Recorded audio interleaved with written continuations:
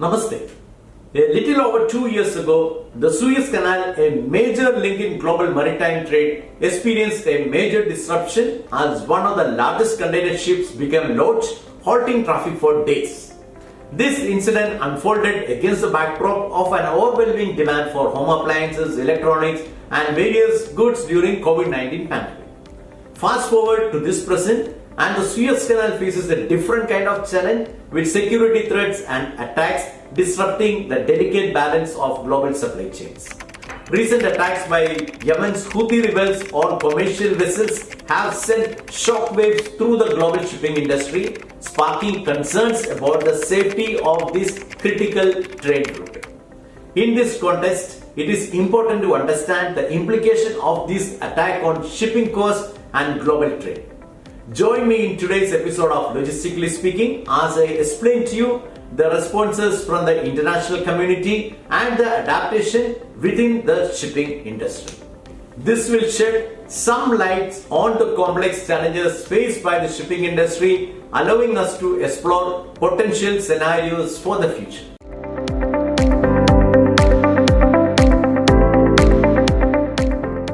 The Red Sea, connecting the Mediterranean Sea to the Indian Ocean, has been a strategic maritime passageway for centuries.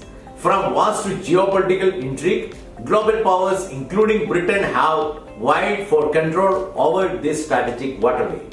Today, controlled by Egypt, the Suez Canal remains pivotal for the smooth flow of goods and energy resources between Asia and Europe. However, recent events have disrupted its historical significance as Yemen Houthi rebels, supported by Iran, intensified attacks on commercial vessels. Rooted in a protest against Israel's military offensive in Gaza, these attacks have escalated in recent weeks, threatening the stability of the region and the safety of global shipping. Yemen's Houthi rebels recently claimed responsibility for a drone attack targeting 2 cargo vessels in the Red Sea, marking a series of assaults that disrupted maritime trade. The targeted vessels MSC Clara and Swan Atlantic were reportedly attacked after their crews failed to respond to Houthi communications. The rebels, showing allegiance to Hamas in its conflict with Israel, targeted vessels they believed were headed for Israel. While Swan Atlantic reported minimal damage and no injuries, details of the attacks on MSC Clara remains unclear. The attacks have not only caused physical damage to vessels but have also ignited fears about the broader implication for global trade. This incident raises concerns about the safety of maritime travel through these crucial waterways. Number 1. Increased transit. This will result in transit time increase by approximately 50%, leading to delays of 10 to 12 days. Number 2. Increased freight. Longer transit will lead to higher freight charges. Number 3. Security surcharges. Increased ISPS WRS, which will be added to ocean freight. Number 4. Invoking force majeure. This will result in increased charges for containers already booked and even in transit. Oil giants like BP have temporarily halted crude shipment, contributing to a surge in oil prices. The alternative route around Africa, though less vulnerable to attack, had significant transit time and cost, disrupting the efficiency of global trade network. The security situation has led to a standstill for numerous container vessels in the Red Sea, presenting a complex challenge for shipping companies and supply chain stakeholders. The use of contractual provisions as demonstrated by CMA CGM indicate potential additional charges for cargo, adding another layer of complexity to an already disrupted supply chain. The Red Sea stands as one of the world's most important routes for oil and liquefied natural gas shipments in addition to consumer goods.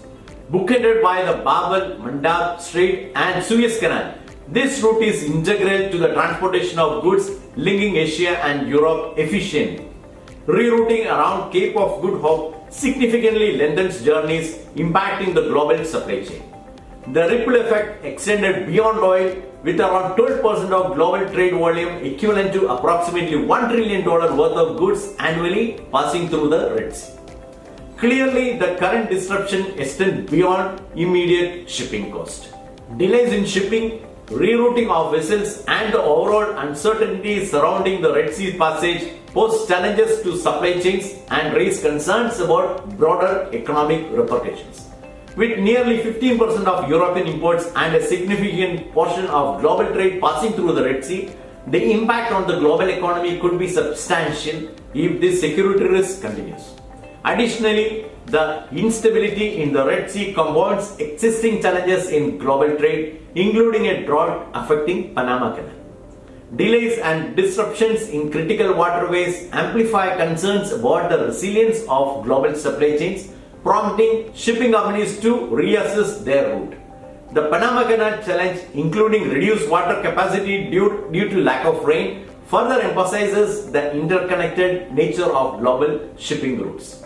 Supply chain disruption, especially during the off-peak shipping season, are expected to have a profound impact on consumer goods. Delays in product availability, increased shipping costs, and potential inflation are foreseen consequences. The additional costs incurred from rerouting may be passed on to consumers, impacting prices and potentially contributing to inflation. This underlines the vulnerability of global supply chain, external disruption, and the potential consequences for consumers worldwide. The escalating situation prompted the United States to initiate talks for a multinational task force to safeguard the trade route. A 10-country coalition, including the UK, Canada, France, Bahrain, Norway, and Spain, has been formed under Operation Prosperity Guardian. However, questions linger about the coalition's timeline and effectiveness in addressing ongoing threat from Houthi attacks. The situation remains fluid, with uncertainties clouding the future of this critical trade route. While some companies have rerouted vessels around Africa to avoid Red Sea, others, particularly smaller niche operators, continue to transit the region.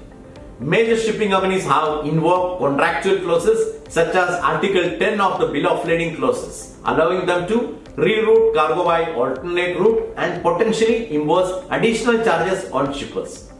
Given the challenges in sea transportation, consideration for alternate freight methods are limited. Transporting goods by rail through Russia, currently under economic sanctions, or trucking from Gulf to Israel poses logistical and geopolitical challenges. The industry is grappling with the limitations of alternatives as it seeks solutions to navigate the current crisis. The recent terrorist attack in the Red Sea are unacceptable, especially to an industry vital for maintaining world trade. Having cast a long shadow over global trade and shipping routes, this issue once again brings to the fore the vulnerability of critical maritime passage and professionals.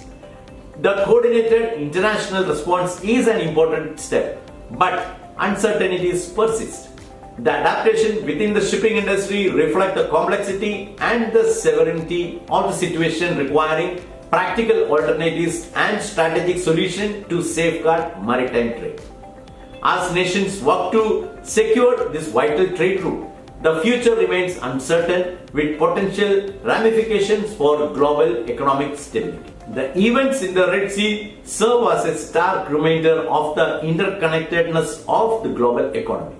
The need for collaborative efforts to ensure the security of maritime trade route is now more crucial than ever. Since the crisis is still going without any consolation or solution emerging, we will continue to update you on the same in the coming weeks. Thank you for watching this episode. Look forward for your feedback.